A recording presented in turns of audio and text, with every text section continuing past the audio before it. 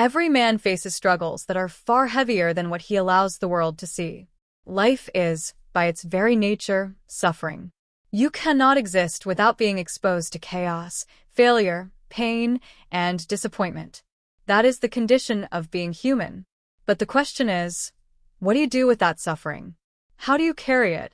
And perhaps more importantly, how much of it do you reveal to the people closest to you? Because here's the truth. You cannot expect a woman, or anyone for that matter, to carry the full weight of your inner battles. That responsibility is yours, and yours alone. Now, that doesn't mean you shut down, become stone-faced, and pretend everything is fine. That's not strength, that's denial, and denial is a form of weakness. What I'm pointing to is something more nuanced. It's the ability to regulate the expression of your suffering, to discipline your vulnerability in such a way that you don't place the unbearable on the shoulders of someone who is not built to carry it. A woman may want to help you, she may love you deeply, but if you make her the container of all your despair, you've ceased to be her partner, and you've made her your caretaker. And the irony is that in doing so, you will erode the very respect and trust that could have held you together in the first place. Men are built to wrestle with chaos. That is their eternal role. Think of the archetypal hero, the warrior who enters the dragon's cave. He doesn't drag his wife or his family into the cave with him. He goes in alone because the dragon is his to confront. He returns with the treasure, with the hard-earned victory, and only then does he share the fruits of that battle with his loved ones. That is symbolic truth, but it plays itself out in the psychological realities of everyday life. A man who makes his woman carry the dragon alongside him is not noble, he is irresponsible. He misunderstands the sacredness of the masculine role, which is to absorb chaos, transform it into order, and protect his family from being crushed by the full intensity of his storms. Of course, people will say, but isn't honesty important? Shouldn't you tell her everything? And yes, honesty is crucial. But honesty doesn't mean reckless exposure. It doesn't mean collapsing into someone's arms and demanding that they rescue you from your own demons. That is not honesty, that is dependency. A higher form of honesty is to reveal your humanity in measured ways while demonstrating that you are actively wrestling with it. A woman needs to see that you bleed, yes, but more importantly that you bleed and still stand. That you're not asking her to hold up the ceiling of your psyche, but that you are holding it up yourself, even with shaking hands, because that is your duty. And in that effort, in that endurance, she will find security, not fear. There's another psychological truth at play here. People respect what is contained, not what is spilled recklessly.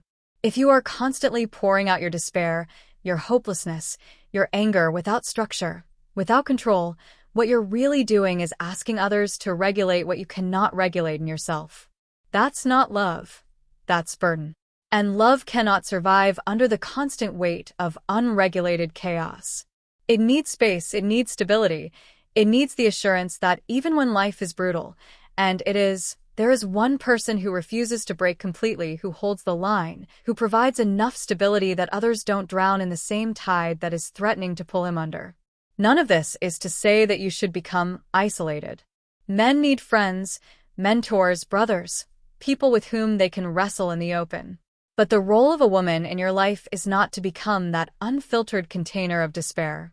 She is not built for that role, and if you force her into it, you will eventually crush the attraction, the respect, and the balance between you.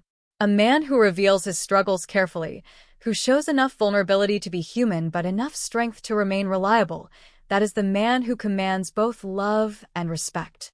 And let's be clear, hiding the full weight of your struggles is not deception. It is not manipulation. It is discipline.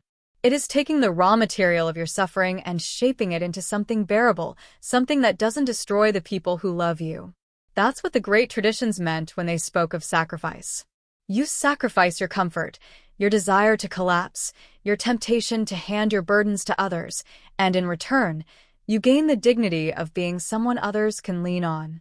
That is the masculine exchange, to suffer in silence when necessary, so that others may live with a sense of safety and stability.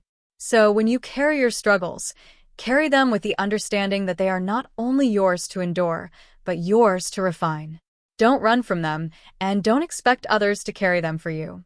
Face them head-on, as the warrior faces the dragon. And when you return from the battle, scarred but standing, share the wisdom you gained, not the chaos that nearly destroyed you. That is what makes you admirable, that is what makes you trustworthy, and that is what makes you a man worth following. Because in the end, if you burden a woman with all of your chaos, she will lose faith in you. But if you show her that you can carry the weight of the world on your shoulders and still look at her with steadiness, with courage, with the strength to say, "I've got this," then she will never stop believing in you. A man does not prove his strength by collapsing into another's arms. He proves it by standing tall when every part of him wants to fall. That is the kind of man a woman can trust. That is the kind of man the world desperately needs. One of the deepest anxieties men carry, though many will not admit it openly, is financial instability. Money is not just about currency or material possessions. It represents security, the ability to build, the foundation upon which a future can be constructed. It is the means by which order is maintained in the household, the symbolic ground beneath a family's feet. And when that ground begins to shake, when a man feels the weight of scarcity pressing against him, the temptation is to unload all of that fear and anxiety onto his partner, as though she can absorb it without consequence. But that is precisely what a man must learn to avoid. He cannot expose the raw extent of his financial fear without damaging the very trust that holds his relationship together. A woman doesn't only want resources, though that is part of the primal equation.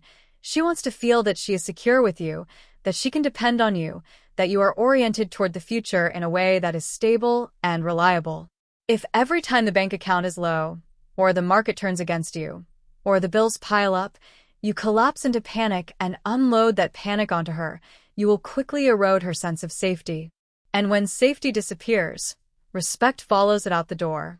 Because safety, at the deepest psychological level, is not a luxury for women. It is a necessity. It is tied to biology, to history, to the fact that for millennia women needed to rely on the steadiness of men to survive in a dangerous world. That truth hasn't vanished simply because we live in a society of supermarkets and Wi-Fi. It is still encoded into her psyche, into her nervous system. And you cannot fight with biology without paying the price.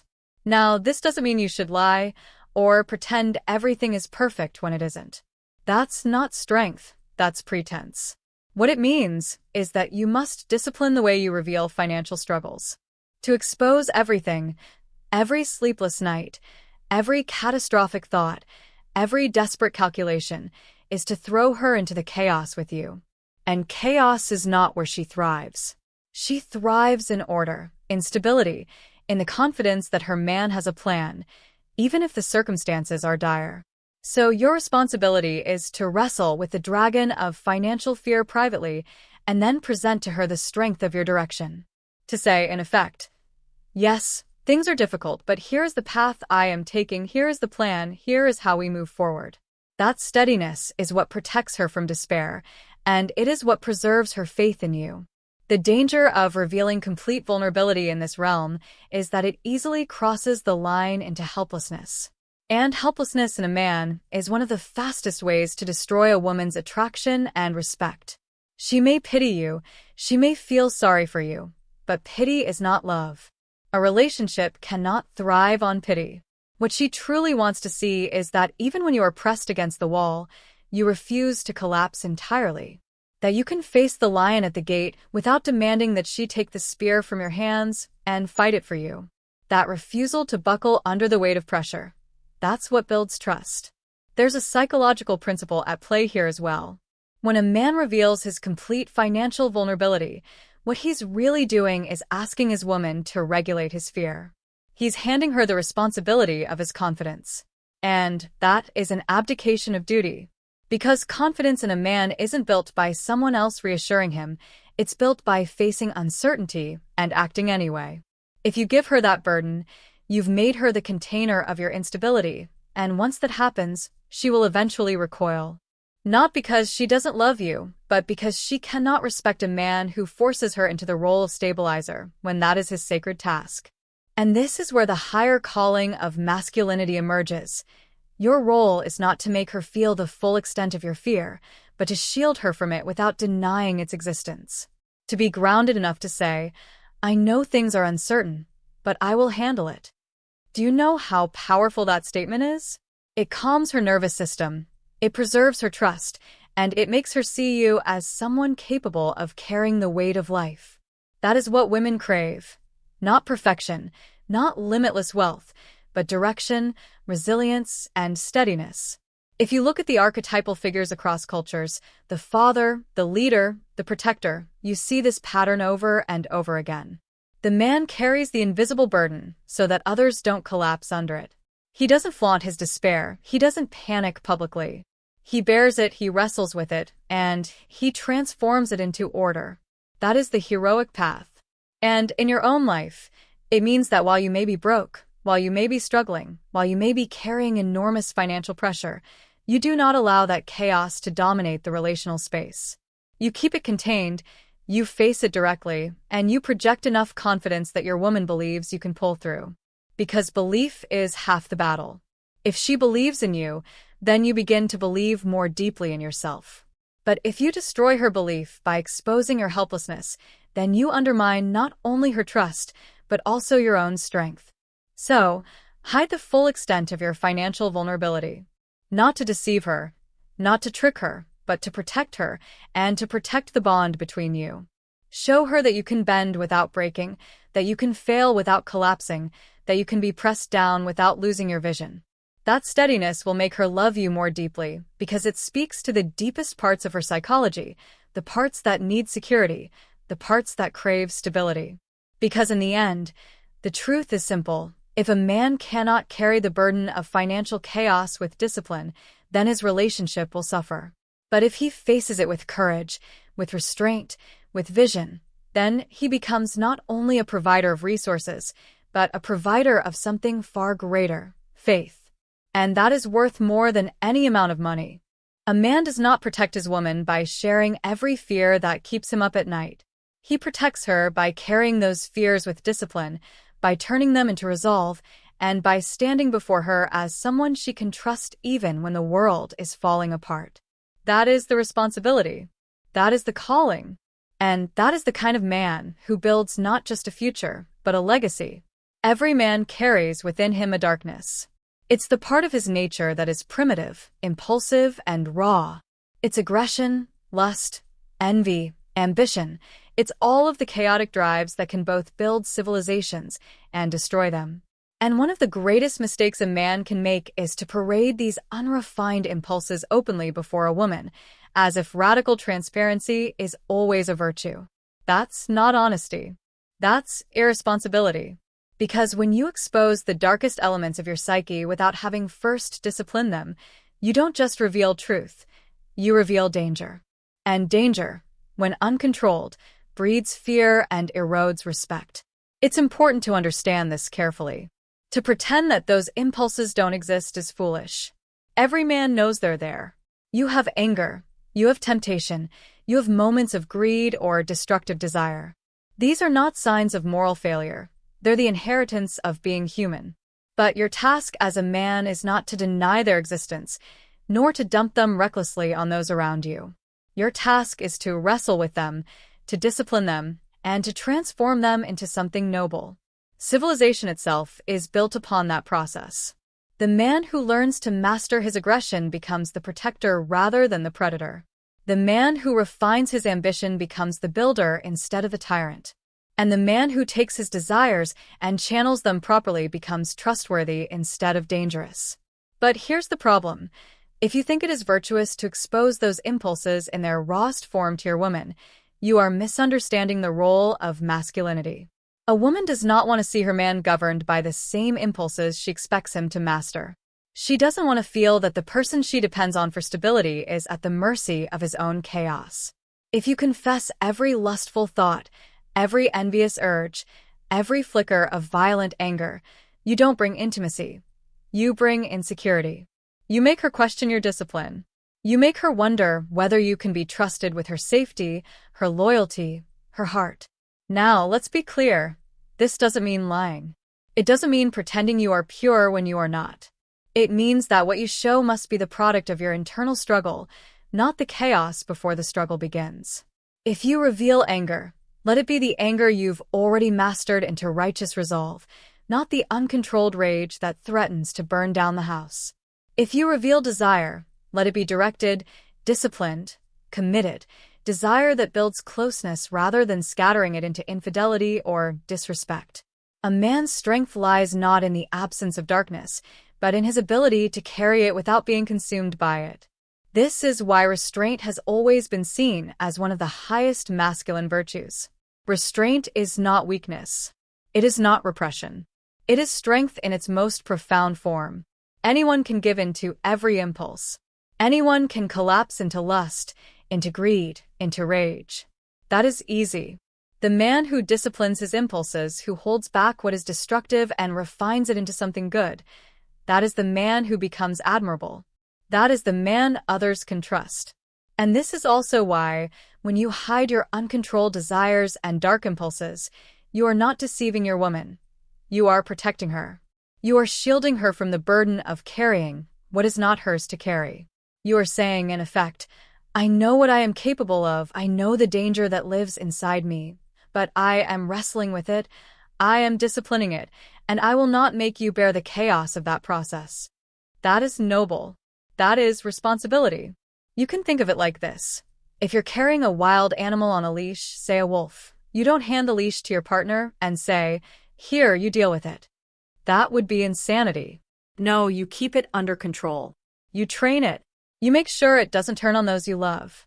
And only when you have mastered it do you allow it to serve a purpose, whether that's protection, strength, or energy. Your dark impulses are no different. If you show them uncontrolled, they will terrify her. If you show them refined, they will inspire her. That's the paradox. Women don't want men who are harmless. They want men who are dangerous, but disciplined. Harmless men cannot protect, cannot lead, cannot build. Dangerous men, disciplined into order, can do all of those things. But to cross the line into revealing undisciplined chaos is to betray the masculine responsibility. It is to show weakness, not strength. Because true strength is not the absence of temptation or aggression. True strength is mastery over them. And so, you must hide your uncontrolled desires and impulses. Not because you're ashamed of them, not because they shouldn't exist, but because until they are mastered, they are not worthy of being revealed. And once they are mastered, they cease to be impulses in the chaotic sense and instead become tools, forces you can wield in the service of good. That transformation is the task of every man. And it is that transformation that earns respect, that inspires loyalty, that creates stability. Because in the end, a man who parades his darkness without discipline is not brave, he is reckless. But a man who faces his darkness, wrestles it into submission, and emerges stronger is someone others can believe in. A woman doesn't want to see you enslaved by your impulses. She wants to know that you've conquered them enough to protect her, to guide her, to build with her. That is the unspoken contract. That is the standard. A man does not prove his worth by exposing the chaos inside him. He proves it by mastering that chaos, by shaping it into something ordered, and by standing before the world as someone who has looked into the abyss and returned stronger. That is strength. That is responsibility. And that is the kind of man who doesn't just survive. He transforms the world around him. One of the deepest vulnerabilities a man can feel, though few are willing to admit it, is the terror of losing the woman he loves. Love, by its nature, exposes you to risk. It cracks open the armor you've built around yourself and leaves you vulnerable to rejection, betrayal, abandonment. And when a man truly loves, when he has invested his heart, his time, his vision of the future, that vulnerability is profound. It's not just about losing her presence, it's about losing the sense of meaning that her presence has given to his life. And the temptation, in that vulnerability, is to confess it entirely, to make her the keeper of his deepest fear, to say to her, without you, I am nothing. But that is precisely what a man must never do. Because the moment you make her the center of your existence, the moment you reveal that your entire sense of self is dependent on her, you place her in a position she cannot bear. You turn love into desperation. And desperation is poison to attraction. A woman does not want to feel that she is your oxygen. She wants to know that you can breathe on your own, that your life has meaning and direction even without her. Only then can she respect you. Only then can she truly believe that you are choosing her freely, not clinging to her as though she were your only hope of survival. This is a hard truth. Many men confuse vulnerability with neediness. They think that by expressing their absolute fear of losing her, they are proving their love. But in reality, they are proving their dependence. And dependence is not love, it is weakness disguised as devotion. Love must come from strength. It must come from a place where you could stand on your own, but choose not to. Where your life has direction and value independent of her, and yet you freely give yourself to her as part of something greater. That's what makes love powerful. It is not desperation, it is sacrifice. Think about it psychologically. If you tell a woman, "If you leave, I will fall apart," you are not binding her closer. You are terrifying her. You are placing the responsibility for your psychological stability on her shoulders. And no woman, no matter how loving, can carry that indefinitely. It creates pressure, suffocation, and eventually, resentment. Because deep down, every woman wants to feel that she is with a man who is choosing her, not a man who is clinging to her. She wants to feel that you could walk alone, but that you walk with her because you value her, not because you are enslaved by her presence. And this is where the masculine role again becomes clear. A man must hide the full extent of his fear of losing her, not because he doesn't love her, not because he is deceiving her, but because to reveal it fully would corrupt the very foundation of the relationship. Instead, he must love her with strength. He must be willing to lose her if necessary, even though he doesn't want to. He must be able to stand as an individual, rooted in his mission, his values, his life's work. Only then does his love become something that elevates both of them, rather than something that drags them both into a pit of dependency. Philosophically, this is tied to the idea of freedom. Real love cannot exist without freedom. If you cling to her out of desperation, if you confess your absolute terror of losing her, then your love is no longer free. It is coerced by fear. And coerced love is not love at all. The paradox is that when you love her in such a way that you could survive without her, when you make it clear that your life has meaning beyond her, then the bond between you becomes stronger, not weaker. Because she sees that you are with her by choice, not by necessity. And choice is infinitely more powerful than need. Now, this doesn't mean becoming cold or pretending you don't care. That is another mistake men make. Some, terrified of their vulnerability, swing to the opposite extreme and act detached, aloof, unemotional. But that is cowardice disguised as strength. The challenge is to love fully, to open yourself completely, but at the same time to discipline that vulnerability so that it doesn't turn into desperation.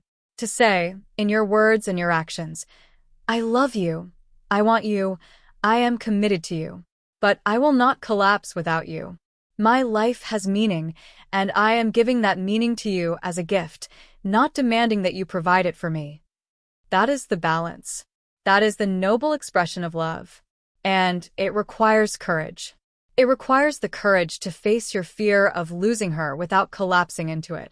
It requires the discipline to carry that fear in silence, to let it refine you rather than expose you as needy. And when you achieve that, you gain something extraordinary. You become a man who is both deeply in love and deeply respected. A man who can be vulnerable without being dependent. A man who can give his heart without losing his backbone. Because in the end, a man must never reveal the full depth of his fear of losing a woman. Not because the fear is shameful, it isn't. It is human, it is natural, it is inevitable. But because to reveal it completely is to undermine the very foundation of love itself. Love must be a choice, not a prison.